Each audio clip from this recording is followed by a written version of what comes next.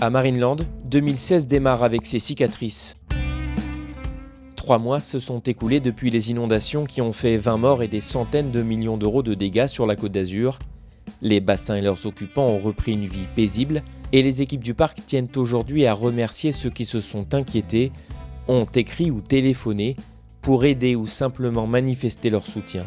Face à l'ampleur de ce sinistre, nous on se sentait tout petits et on a été du coup particulièrement touchés que les enfants et nos partenaires et nos visiteurs et tous ces gens qui se sont manifestés pour nous apporter leur soutien se prennent le temps de nous écrire, de nous appeler, de s'intéresser à ce qui se passait, de s'inquiéter pour nous, d'envoyer du soutien de toutes sortes. On a eu des propositions de bénévolat. J'ai eu un professeur d'école qui m'a appelé très gentiment, qui m'a proposé que toute sa classe de CM2 vienne faire bénévolement du nettoyage du parc. Bon, bien entendu, on peut pas faire ça, mais par contre, l'intention était adorable.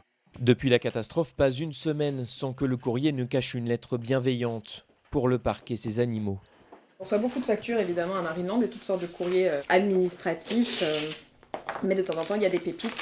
Et je crois que justement on est tombé sur l'une d'entre elles, que voici.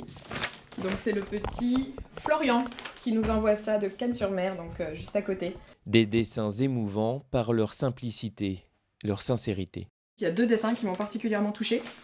Celui-ci, qui concerne exclusivement les tortues, et il se trouve que justement, c'est l'espèce la plus emblématique que nous avons perdue pendant ces inondations. Parce qu'il concernait précisément les tortues, et que souvent les enfants font plutôt des dessins sur les orques ou les dauphins, je l'ai trouvé particulièrement touchant. De même que celui-ci, qui concernait donc justement les animaux de Kids Island. Ces dessins, Marineland a décidé de les exposer dès la réouverture, sur une fresque à l'entrée du parc. Chaque enfant qui enverra son œuvre avant le 6 février, à cette adresse, recevra également 2 invitations pour Marineland. À terme, cette future fresque rejoindra 3 autres expositions sur les actions de la Fondation Marineland, les gestes éco-citoyens et les inondations d'octobre dernier.